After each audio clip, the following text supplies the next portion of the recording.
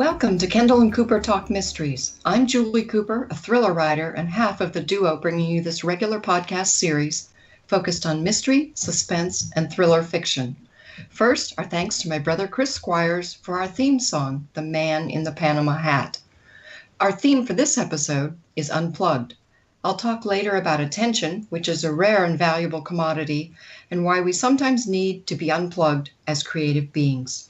We'll also explore a few techniques for getting unplugged, avoiding distractions, and look at some of the rituals that writers use to get into the flow. And no, that doesn't involve copious amounts of alcohol. First, I'm pleased to introduce our guest, Jeffrey Siger. He's the author of a unique mystery series which started in 2009 with Murder in Mykonos, featuring protagonist Andreas Kaldis, Chief Inspector of the Special Crimes Unit in present-day Athens, Greece. One reviewer called Jeff's series a thoughtful police procedural, one which tells it like it is. Our guest is a former Wall Street attorney who literally unplugged, left the intense pace and hustle of New York City behind, and has now written 9 books in this series, including several that have been nominated for the Barry Award and Left Coast Crime Awards. He knows the Mediterranean well because he lives on the Aegean island of Mykonos in Greece for most of each year. Welcome, Jeffrey Siger. Well, thank you, Julie, and Wendy, too, for this opportunity to be unplugged with you. It's a distinct honor. Well, I'm going to launch right into some questions, Jeff. And your current series is set in the present day and explores intense global issues such as the refugee crisis of people leaving Syria, a situation which now is more in the news than ever. These refugees flee or are trafficked into the Mediterranean nations or wherever they can find a safe harbor. You've provided a great deal of background on this topic. Was this something you researched or felt a calling toward to highlight this difficult subject? Wow. When I started writing about Andreas Kaldis, I didn't intend on becoming a chronicler of Greece's trials and tribulations, but things just sort of turned out that way, as each of my novels gravitated toward exploring a different aspect of Greek society. And before I knew it, I had created a mosaic of what Greece was all about, and to some degree, the broader world. As you alluded to, when I promised myself when I left the practice of law in New York as a main partner of my own law firm, we make some money, to become a writer, that I would not write fluff, that I would tell it like it is and let the chips fall where they may. In keeping with that mindset, the refugee crisis just was an irresistible draw for my writing. As you say again, the effects of the refugee crisis on Greek society and the EU as a whole are still playing out. The continuing media coverage, in fact, seems lifted from the pages of my just released book in April. On the subject of research, I had all the access I needed to government ministers, police, military, and NGOs, non-governmental organizations. But my dilemma in writing a book was deciding how to tell that story without sounding preachy. Preachy is a very bad thing, I think, for mystery writers. In fact, we're all right. I'd agree. Yes. I understand, but inspiration for me came in a strange way via a horrific statement attributed to Joseph Stalin. What he said was, "The death of one man is a tragedy. The death of millions is a statistic." In that, I'd realized at that point that what I had to do was tell the story in a human way by personalizing, by bringing to life the many aspects of the people who are tied up in this crisis. That means the islanders, the press, the media, certainly the victims themselves, but the smugglers themselves. I had to put a human face to that. Yeah. Otherwise, it was going to result in, it was simply going to be this summed up and dismissed as that refugee crisis. It is summarily put out of mind because it's just something we don't want to think about. Exactly. Well, I'm really enjoying all the cultural details of your novels set in Greece, the family structures, which border on almost tribal behavior at times, and especially the descriptions of the wonderful Greek food and holidays. It adds an extra layer to the warmth of the background and the settings in your books. Did you know you'd be writing novels about Greece when you moved there? Was that your intent? First of all, you referenced the tribal. You must have been to some parties in Mykonos, but they dance like they're at a tribal get-together. That's for sure. I wish. Well, exactly. Well, I first visited Greece some 35 years ago, but I never thought I'd be writing novels about the country until 20 years later. That's sort of when I decided I wanted to write a book about Mykonos, its people, their rich cultural history, their colorful present. But I didn't want to write about pelicans or flowers or summer Greek tavernas. I wanted to write about action and mystery. I wanted to come up with a dynamite story that would make Mykonos a character in the book, one that would show what I liked about it, and something that would take the reader behind the scenes to see a Mykonos I knew, something that tourists and even often off-island Greeks never get to see. So what I did is I decided to drop a serial killer into the midst of my island paradise. And that's how Murder in Mykonos came to be, I guess you could say, a Mamma Mia setting for No Country for Old Men story. It also went off to, it went on to be the #1 best-selling English language book in Greece and made the New York Times radar list of hardcover bestsellers. That's when I realized I had a series. Awesome. Excellent. Now, present-day politics and conflicts are definitely the focus of your series, but I get the feeling that the ancient past is ever present, coloring the landscape and the behavior of most of your characters. And I know I've asked you this question before at a book signing, but any chance of you writing an historical mystery at some point? Well, you're sort of tipping the scales on me here. Because like I say, Julie, is that what's happened, my editor has been telling me to do that. Other people have been telling me to do that. I've always thought of my books as touching upon the ancient roots. All of my books touch upon the ancient roots of Greece. But I guess what everybody's saying is I really should consider doing an historical. They probably wouldn't go back too far because I'd have to still tie it into Kaldis and his crew. Maybe something involving his father. All right. Great.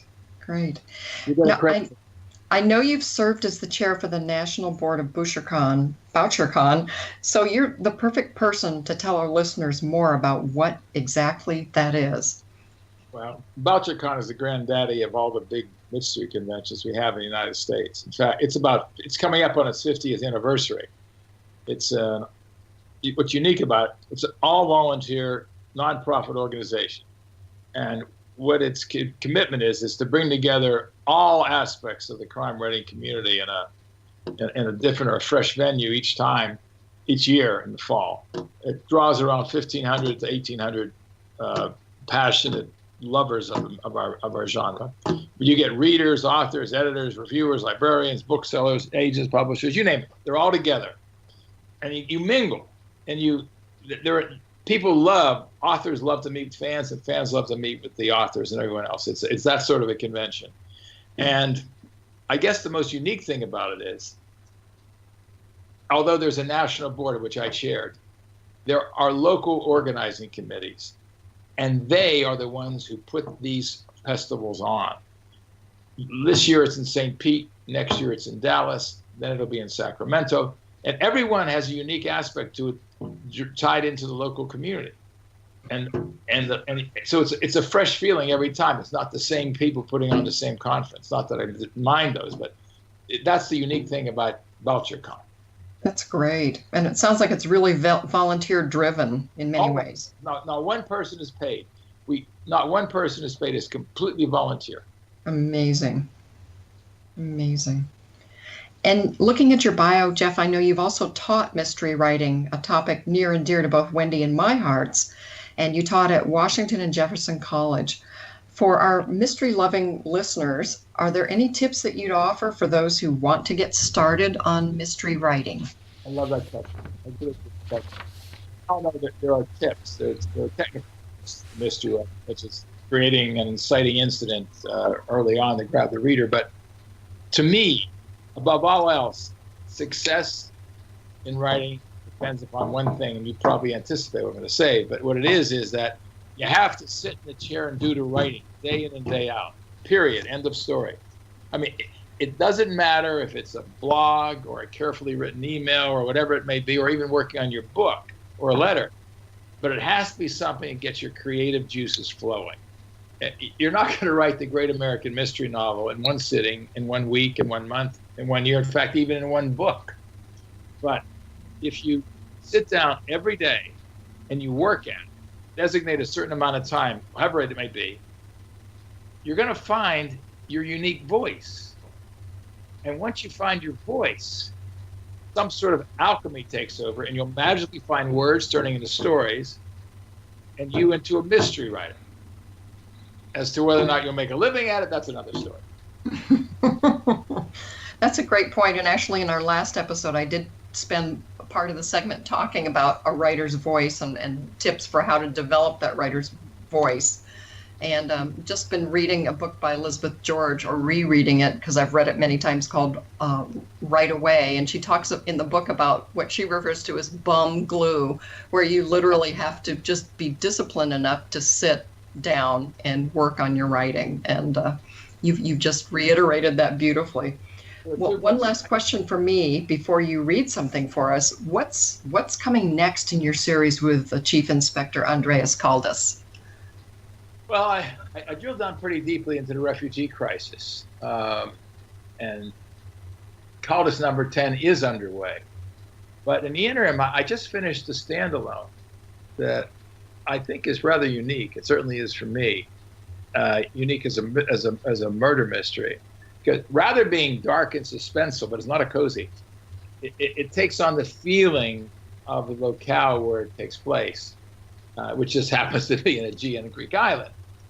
And it involves an expat American who serves as a piano player in a wild bar at night, moonlights, or rather daylights, as a private detective, solving problems for locals and recovering stolen goods for tourists, something that takes him to all aspects of the island.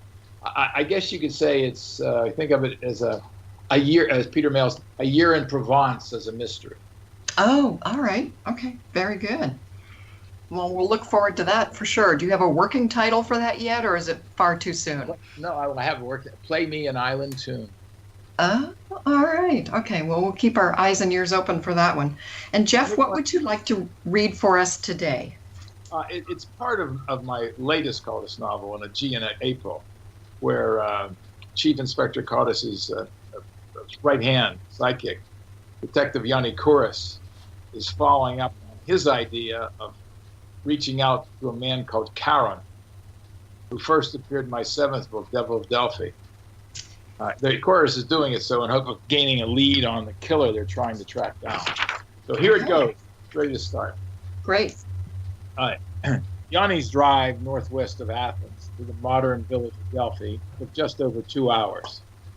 A further 20-minute descent along the limestone slopes of Mount Parnassus brought him to the heart of the Amphissa, Chryso, Eutea Valley.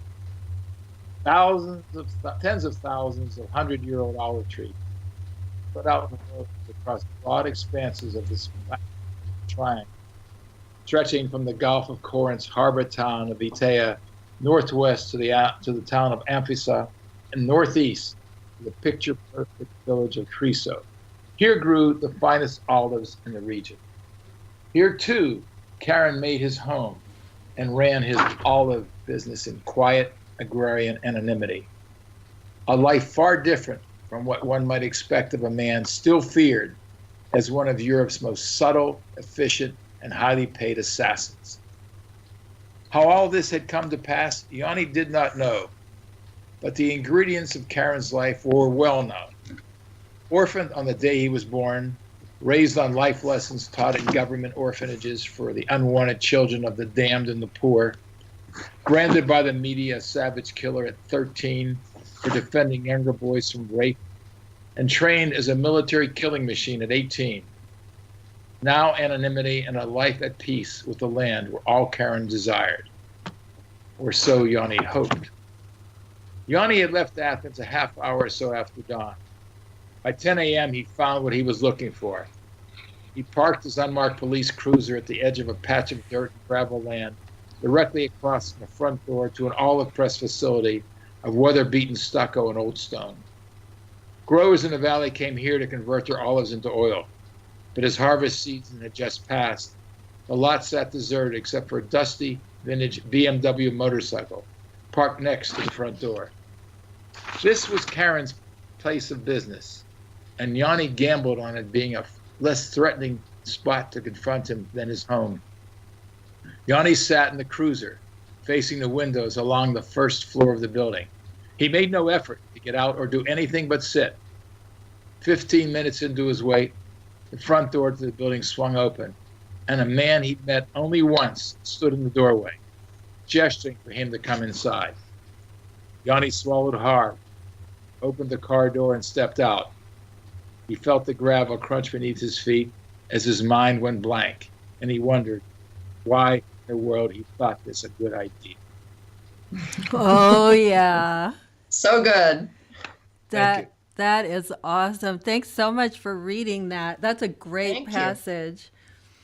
And that's Charon is it's such an intriguing villain for me. I'm going to jump in with some questions now for you, Jeff.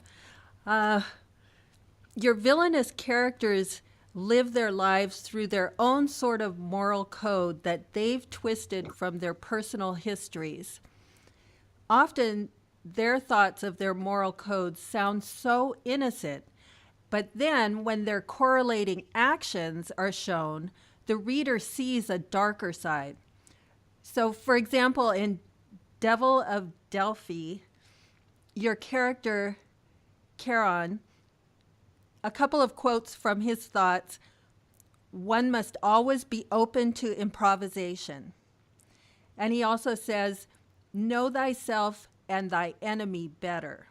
And also interesting about him, and here's another quote about him, he preferred the up-close personal approach to ending a life, one that allowed him the opportunity of affording a potential victim a reasoned means for survival. What's your purpose as an author to show the inner thoughts and what really makes up your villains? Now that's what I call a question. Okay. Well, people aren't ciphers. I mean, one is not interchangeable with another. They have mindsets and reasoning, which may make no sense to us, but makes absolute sense to them. Many years ago, I served as special counsel to the New York City Board of Correction. And in that capacity, I interacted with a host of inmates accused of horrific crimes who seemed perfectly logical and reasonable people. I also have a friend who essentially was in charge of psychiatric services for a major United States state. And he once told me that 30% of all the people out there walking the streets should be institutionalized. Another 30% are in need of serious medication. Wow. You got it. And of the remaining 40%, half of them aren't going to like you anyway. Well, true. So even assuming his figures are somewhat overstated, you still have a world filled with minds thinking in ways foreign to what we consider societal norms. And for me, getting into their heads, I see as far more interesting and instructive than just offering an empirical presentation of their observable conduct. That's why I get inside the heads of my people. It really does make it so much more interesting for the reader, too. I mean, I can see how it would be interesting from the writer's side, but for the reader, it's fascinating. People ask me sometimes, you're crazy. How do you think like that? But then George Easter in Deadly Pleasure said, no one does villains like I do, which is, to me, that's the best thing. I love that. Yeah, that's awesome. It was said that the oracle spoke at Delphi, embodying the decree of the gods, and that to disobey the oracle risked everything. In your book, The Devil of Delphi, I get so excited about this. Karen discovers that the decrees of the mastermind who's behind the criminal conspiracy are as absolute as the oracles and as fearsomely punished. But this mastermind woman's personal history that's revealed in your book is devastating. Even she has made an extensive effort to try to forget her past. In fact, her brutality, her own brutality, is driven partially by her adoption of that cardinal principle of the people who at one time enslaved her, which was do as I say or die. Yet she's not out for revenge.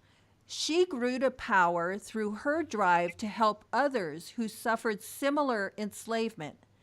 Can you talk a little about drawing this analogy between the oracle and the mastermind woman teacher character in your book? That's two questions in a row. Wow. All right. Well, teacher originally appeared in book 5. That's Mykonos After Midnight. By that time, much of her world, her followers, I should say, had come to see her as their salvation from the horrors of exploitation by human traffickers and the empty promises of supposedly civilized governments. To her followers, teachers' pronouncements were akin to those of the oracle, and they led their lives according to what she said. But to me, the essence of the difference between the two, that's teacher and the oracle, is found in a quote in a quote from the 1st century that I have at the beginning of Devil of Delphi. It's attributed to the oracle. Basically, the oracle warns that there are two paths leaders can take. One follows the honorable road to freedom, achieved for their people through bravery, strength, and harmony, while the other road leads to slavery through hateful strife and cowardly destruction. Teacher originally set out on the first road, but along the way turned onto the second, and thus defied the wisdom of the oracle. What happened next was inevitable, if you believed in the oracle. Oh my gosh, what a great way to put it. I didn't even think about that. That's great. Thank you. Thank you for that insight. I so enjoy your character, Maggie. She's Chief Inspector Andreas Kaldis' secretary. And she's described, first let me say, I'm going to give you a quote, but first let me say for the listeners who may not know, there's an abbreviation GADA, G-A-D-A, and that's Greece's Central Police Headquarters building. So Maggie is described as GADA's Mother Superior, keeper of its secrets, and master of its support staff intrigues. Maggie is so bright, sharp-witted, and hard-working. Can you tell us a little about your feelings on this character? Well, Maggie is one of the most beloved of my characters for the very reasons you stated. I mean, you call her Mother Superior. If you want to upgrade, we call her the Lady Gada. Oh, I love that. Oh, that's awesome. Athens Central Police Headquarters. And those who know me say she possesses the qualities of my real-life secretary, who's tolerant for 40 years. I'm sorry, I missed that. How many years has she worked for you? 40 years. I was 12 when I started practicing law. Oh, okay. 40 years. Yeah, we talked about that recently, as a matter of fact, she and I. I'm glad I give her credit for all of Maggie's fine points, but Maggie really represents something else. My Kaldis series is really an ensemble project. Yes, Kaldis is the central character, and he's the conductor, you could say, of the ensemble. But all the primary characters have very well-developed central roles in the books. And without their unique personalities taking part in it, it would be a very different series. There would make it work. I mean, you have Maggie, You have Vianney, who I referred to before in my reading. You have Tasso, who is essentially Andreas's mentor and the boyfriend of Maggie. And you have Leela, who is Andreas's wife, plus their child. It just wouldn't be the same because it's their moods, their struggles, the progress that they make in their own lives that make the overall thing work. I mean, I believe that plot is very important to stories, especially when you have a series. But it is and the characters carry over. But it's the characters that carry on through the plot, and together the symbiotic relationship has everything go forward. That's at least how I see it. Beautiful. At every turn in your book, it seems that police work is beleaguered by politicians and by the news media. You reveal with great skill in your writing the manipulation of even like what cases are given resources, also the demand for immediate resolution to those crimes that are chosen by the media, and then the threat of being fired to those who don't produce even sometimes unrealistic results that are demanded. It's especially that unseen manipulation of people that's chilling. Can you talk a little about your Andreas Kaldis character and how he works amidst this kind of turmoil? Sure. I by the way, I'm very lucky. I personally have real access to what's going on in Greece with government and other officials. And so from what people tell me sometimes in Mykonos late at night when they shouldn't be drinking so much, I can bring that to bear in my books. Interesting. Very much so. Very much so. But Andreas is basically, he's an Athenian-born second-generation cop.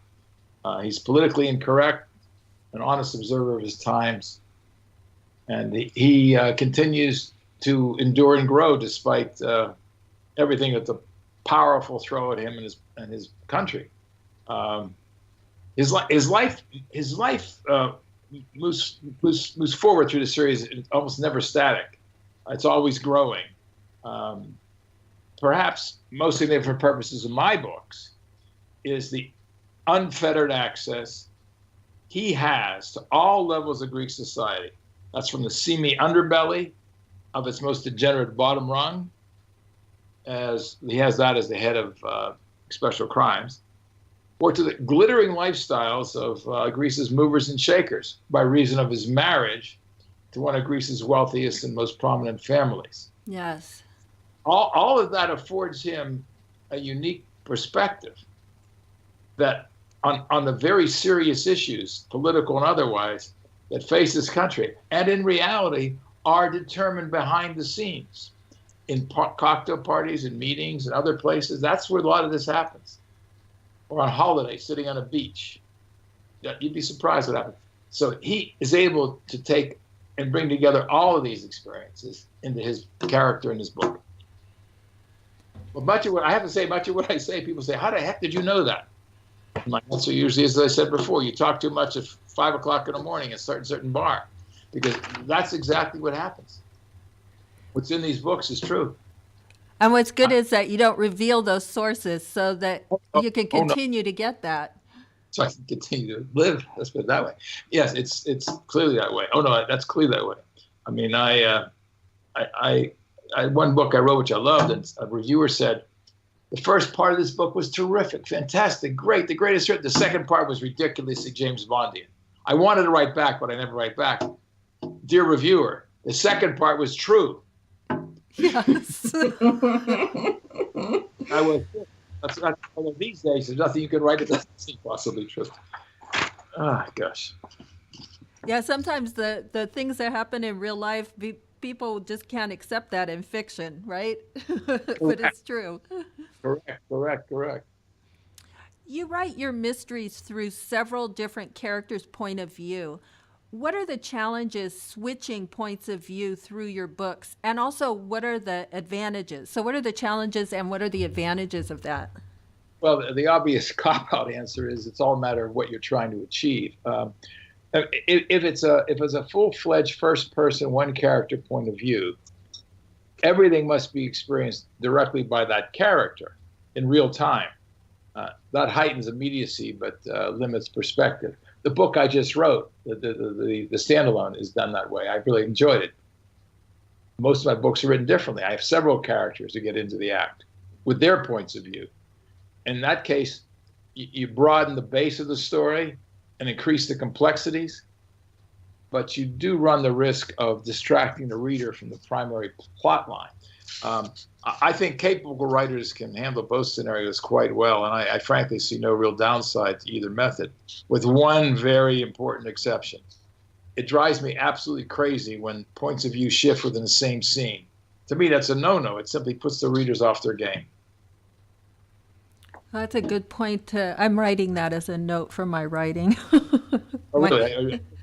my cozy. No, you really do want to avoid that. There are ways to do it, but that's a key thing to avoid. Changing point of view in the same scene, because you're in someone's mind and then someone else's mind. You say, what is this? I got two people, I'm reading two people's minds. Doesn't work very well. I think it's referred to as head hopping, isn't it? It could be. I like that. If it isn't, I'll say it is. I'll borrow that. Thank you. Yeah. Head hopping, yes. Your character Spiros, he feels bound within the culture of the society to stay in what appears to be a loveless marriage. That's just one example of getting into your families in your books. Portraying a diversity of families without confusing the reader and especially without weakening the pacing of the story is a real strength in your writing. Can you talk a little about how you reveal in your writing the strengths and weaknesses in different family relationships? I'm so tempted to say it's simply a matter of accepting Tolstoy's observation that all happy families are alike. Each unhappy family is unhappy in its own way, but I will resist the temptation. Okay, all right. That's a good quote. Good quote. Thank you, Anna Karenina. As you know, her opening line. Truly. Yeah. I mean, frankly, I think writing about familial strengths and weaknesses is something that I consider very important in my work. Is actually a matter of allowing your characters to express themselves about their relationships. After all, I'm the first to admit, they write my books. I'm just typing. Yes, they certainly know there's some broad concept in mind that I have for how I'd like them to behave, but often they just push my thoughts aside and show me what they see is going on in their lives. And again, I'm sure the end result comes from some deep, dark, mysterious part of my own being. But my characters are the ones tapping into that, not me. I just feel that we all have families. We've all had experiences. We've all seen things. Part of my life as a lawyer was handling very serious divorces and other situations like being blackmailed. And so I got other views of family dynamics. But I don't sit down and try to write that. It just comes out. I'm thinking of a certain character, a certain way, a certain evolution of a thought, and some character just creeps in out of my mind and takes over. It's just the way it has been. Incredible. I don't know if that answers your question, but that's sort of my take on it. Yeah, that's incredible. From the reading that you gave, our listeners have heard a little bit about how your character, Charon, feels a freedom in farm work. And here's another quote. In laboring in Delphi's mountains, valleys, and boundless olive groves, like you said, he thinks about people who are part of this beautiful land's systematic aesthetic mutilation, as well as architectural disasters that he's seen in modern Greece. There's several characters that seem to yearn for the freedom of simpler living. Can you talk a little about the impact of the characters' dreams on those characters? Interesting. Greece, the same as much of the developed world, tends to glorify the pastoral life. That's certainly so in modern times, with so much of that life lost through population streaming into out of the countryside into urban centers. Those centers are now choked with unrestrained development. I mean, you can see it everywhere you look. In Greece, more than half more than half the nation's 11 million souls live in large cities. And the nation's nearly a decade now financial crisis has taken a huge fiscal and psychological toll on the population. That situation has led many Greeks to rekindle long suppressed dreams of a simpler life. I mean, they came to the city saying, hey, this is where I'm going to find happiness and wealth, and it's not happening. Their difficulty is in achieving that simpler life. Karen shares their dream, and that offers an empathetic element to his seemingly unredeemable character. If I can get readers to see a bit of themselves in someone like Karen, I consider that a successful bit of writing. So to some extent, the love of a common desire for a pastoral life, which people have, if I can equate that feeling in my character to what I think others have, I've achieved some bridge between the two. I never thought of it that way. That's really interesting. That, you know, and to bridge through like the character's dreams that might correlate to the dreams of the reader. That is really interesting. It's trying to find a way to enter into the mind of the person that you are trying to address. Beautiful. Rather than saying he thinks like you show. It's a matter of showing, not telling. Essentially, it's that. To boil it down to the normal wisdoms that we throw out, it's showing, not telling. Yeah. Can you tell us, going in a different direction now, can you tell us about the Murder is Everywhere blog site that you share with 9 other diverse mystery writers that are spread across the world? Oh, yes. One of my favorite things. I've been writing now for, God, how many years I've been writing there. Well, Murder is Everywhere came into existence out of BoucherCon 2009, when there were 6 renowned mystery writers from around the world agreed to create a blog dedicated to international mystery writing. I became the 7th. I will give a nod to my great departed friend, Leighton Gage, who was the person who was the instrumental in forming that. Also involved at that time were people like Tim Hallinan and Jeffrey Siger, all good people and good writers.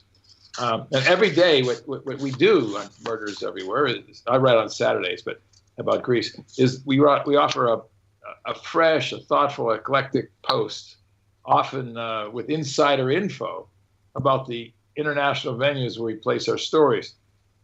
But we do not write about our books except once a year when a new one's coming out or so, because that would get very old very quickly. And our current team is up to 9. And we have in that Cara Black and Michael Stanley. Michael Stanley is the duo of Michael Sears and Stanley Trollope. Cara writes about Paris, France, and then Michael Stanley writes about Southern Africa. Leigh Addenley, who writes about Nigeria and London. Anna Marie Alfieri, who writes about South America and South Africa. Sujata Massey writes about India and Japan. Carol Ramsey writes about Scotland. Zoe Sharp writes about wherever she happens to be. And Susan Span writes about Japan. And it's really, honestly, we have a very loyal following, and I look forward to it. You know what it's like writing blog posts. It takes time. It does. But yes. with the group there, it's a real family, and we really support each other, and it's an alumni too. I mean, Ayrson, Tim, and I, and Dan Waddell was also involved. We all still hang together. It's just a wonderful experience, and the readers who participate become part of it, because we're always just going back and forth with them. It's very interesting. I'm really happy I'm part of that. That's great. Well, I think now, Julie, are you going to tell us a little bit more about how we all need to unplug? I'm going to try. So this segment is called We All Need to Unplug. And I read recently something that kind of shocked me, and that is that most of us check our cell phones 80 times per day. That's right, that's 80 interruptions in 24 hours, when you could be writing, dancing, cooking, making art, producing music, teaching, or fill in the blank for your own creative endeavor. Millennials apparently do it even more often, up to 150 times per day. Statistically, on the low end, that works out to 80 billion times a day for all Americans. That's bordering on obsession, don't you think? The ever-pithy and insightful Nora Ephron once said, "You think that machine is your friend, but it's not." We've become creatures of our technology, and our technology is controlling us. How did this happen? Well, it's done through notifications sent by the apps on our phones, updates that act as an external trigger, sort of like Pavlov's dog. That notification triggers us to respond and then rewards us, part of a chemical neurotransmitter that makes us feel good. So we click or text or open Facebook or send a tweet or go to Pinterest, and pretty soon that hour we had set aside for writing is gone forever. Here's a couple suggestions for how to take back some of your creative time. Put your phone in another room, even switched off. If it's in the same room where you're working, it's still a mental distraction. Stop giving your phone permission to disrupt your creative concentration. Turn off the push notifications for the apps that steal your attention. I really don't need to know what the lead article in the New York Times is every morning. Really, I don't. And since technology is using your brain to steal your time, you can strike back using apps such as Cold Turkey, gotta love that name, Self-Control, Freedom, and one called the Forest app. In that case, if you leave your phone alone, the tree grows. And if you look at your phone or touch it before the allotted time limit, the tree dies. Speaking of triggers, you can dictate to your brain when it's time to get to work or do something creative. In other words, develop your own personal triggers. One very successful mystery writer Wendy and I know well lights a candle before he sits down to work every single day. And trust me, he's not a woo-woo, ritualistic kind of a guy at all. Another writer puts on the same classical music to start writing. Several others meditate or do yoga stretches. And one writer rings a bell, then sits down and gets into the writing. And Jeff, I'm putting you on the spot here. Do you have a ritual that you use to start your writing day? Well, I have a sort of an advantage. I practiced law as a litigator for many years, and the judge didn't tell me to light a candle. He said, "Get me the papers tomorrow morning, period." And so I honestly, I've not had that problem. I just sit down anywhere, anytime, and I just start to write. The one thing I do need is this: quiet. I cannot be disturbed. I mean, that door has to be closed and no one can come in there. And then I just force myself to do it. But I'm not recommending you become a practicing lawyer in New York City for so many years to do that. It's much easier to light the candle. But that's my situation. I don't have that problem. Okay. But you use quiet and isolation to really start your routine. Oh, I cannot work if I'm going to be interrupted. Although I should say, in Greece, if I'm sitting in the taverna, my friends know better. They will not disturb me, and everyone's chattering in different language. I don't see it. I can tune myself out even in a taverna, as long as people don't disturb me. Okay. That's the key for me. And when you're stuck, which happens, I think Anne Lamott has in her, I forget, it's The Bird, whatever, the great book she has. You don't have to. It's if you're drawing a painting, you just draw 1 square inch painting. You start there. You just start to type a sentence. Sooner or later, some words, and then you go from there. And that's the thing to do on those days when you don't want to start. Just start to write something and it'll spread. That's my feeling. Like a trigger, yes. Like a trigger. Okay.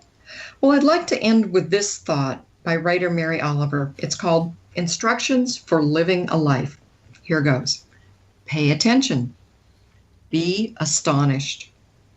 Tell about it. Or, as I'd say, write about it.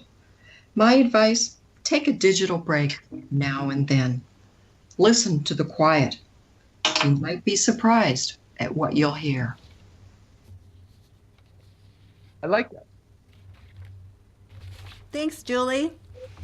Well, today I wanted to talk about writing a series character. I was reading information written in 1992 by author Sarah Paretsky, She's she wrote about writing a series character. She's best known for her novels focused on female protagonist V.I. Warshawski. There are additional factors to consider if your book is intended as the first in a series. She noted that in a story suited for a series, the resolution of plot conflicts becomes more important than that of character conflicts, however credible and intriguing the central character may be. She felt that almost any form of the crime novel is suitable for a series. It's not the type of book you want to write that determines whether or not you have a character suited for many stories. Instead, it's how you see the story itself. She notes that when she's writing about social questions that affect the lives of ordinary people that she doesn't have answers to, then that's good fodder for a series where the questions can be approached from different perspectives and angles. The same is true for certain personal conflicts that can impact the lives of ordinary people, questions that your readers can relate to and are also potentially struggling with. She notes there must be continuity in the character between books, but still show your character in such a way that a reader who has read all your books learns something new, while the reader who's seeing your hero for the first time can understand him pretty completely. She warns to be careful with any annoying characteristics that you write in that may come back to grate on you in the future books. As an example, author Harriet Vane, the crime writer heroine of the Sayers series, she wishes that she had not made her own detective, Robert Templeton, a man with a taste in violent checks and plaids. Characters that the hero associates with regularly also have to be portrayed consistently from book to book. A tough decision is how to let your character change. Will they age? At what rate?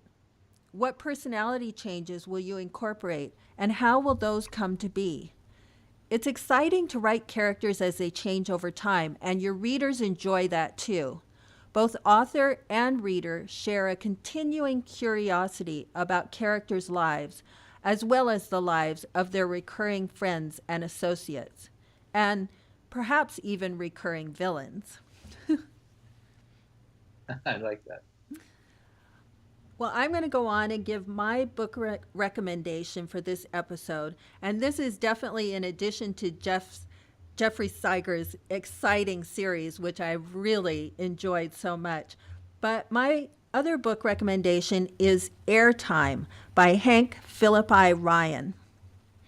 At the crux of the plot in Jeffrey Sieger's Devil of Delfy is the bomba. That's those counterfeits of the most celebrated alcoholic beverages that's threatening the legitimate world market and also the consumers who are sometimes being poisoned by the bomba substances.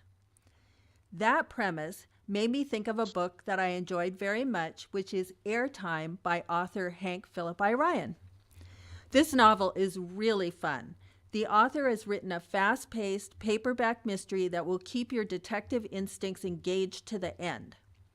Charlie, that's Charlotte McNally, is a smart, energetic TV reporter who's been in the business almost 20 years. She has a real nose for news and a cat's curiosity. There are 4 novels in this series. Airtime is about Charlie on an investigative story about knockoff designer purses.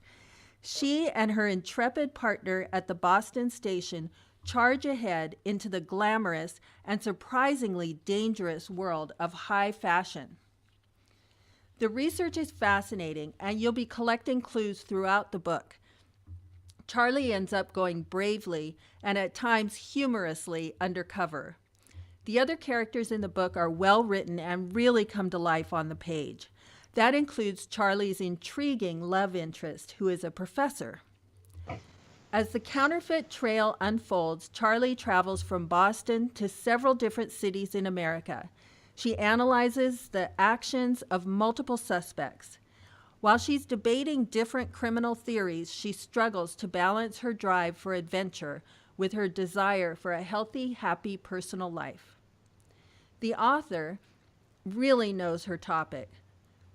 Hank Philippi Ryan is a professional investigative reporter at a station in Boston when she's not writing mystery novels. She's widely regarded as one of the most hard-hitting, informative investigative reporters in their region, having won numerous awards for her work. In this novel, her story just glides so easily off the page and into your heart. And now I'm wondering what Jeff would recommend to our listeners. Well, since you've already picked one of Hank's books, I don't have to pick one of hers, and she'll forgive me. But I hate to say this, but I hate doing this because every time I'm asked, I fear I'll lose friends. But for you guys, I'll take the risk. Still, I'm going to hedge my bets a bit by attributing my choice to the fact that this podcast is all about writing books. And so I'm picking one that creates this is not a pun, but creates a novel world, which has you looking at reading in an entirely new light and thinking Haruki Murakami, the great Japanese writer. I'm talking about the book Pulp by the prolific Tim Hallinan. It's terrific, and it's a lot more than just the seventh book in Tim's Simeon Grist series, for it shows the fate awaiting characters when the books in which they appear are no longer read. It's quite an interesting, devilishly interesting idea and premise, executed so well by Tim. So that's my recommendation, Pulp by Tim Hallinan. That sounds great. And would you spell his last name for us? Hallinan, Tim Hallinan. He also does the Poke Rafferty series, which is based out of Thailand. And Tim had been one of the original Murderers Everywhere members. Oh, okay, great. All right, I'm going to go out and look for that book for sure. Well, since we've been talking today about mysteries and thrillers set in distant places and cultures outside the United States, I thought I'd add a recommendation for Donna Leon's series, starting with Death at La Finesse, which is the first Guido Brunetti mystery. All the books in this series are set in an insider's Venice, and like Jeff's work, there's no more knowledgeable person than the writer who actually lives there. And Donna Leon has lived and worked in Venice for more than 30 years. She describes the city as someone who knows and loves it. Guido Brunetti is the Vice Commissario of Police and an insightful investigator. His particular mystery starts with the horrible death due to cyanide poisoning of conductor Helmut Wellauer, a world-renowned musician at the La Finesse Theater. What emerges as Brunetti investigates is an intricate plan of revenge with far too many suspects to count. If you always wondered what it might be like to live in that amazing medieval city after all the tourists and the cruise ships have left, this is a series for you. There's splendid detail, so realistic you can almost hear the canal water slapping the sides of those decaying grand palazzos as the motorboats skim by. The plotting's first rate, and there's great character development throughout the series too. So I highly recommend each and every one. In closing, our special thanks to thriller writer Jeffrey Siger for the interview today. A book reviewer for the Evening Standard in the UK said a few years back that great crime fiction is also social criticism, something that rings very true for Jeff's work as well. Thank you for your insights on writing international suspense, and especially for bringing the issue of trafficking and the refugee crisis to the forefront with your newest book, something we should all be watching. Your writing makes a difference, and we're so glad you could join us. Keep reading and keep writing. It was my honor. Thank you very much. Thank you. Thank you.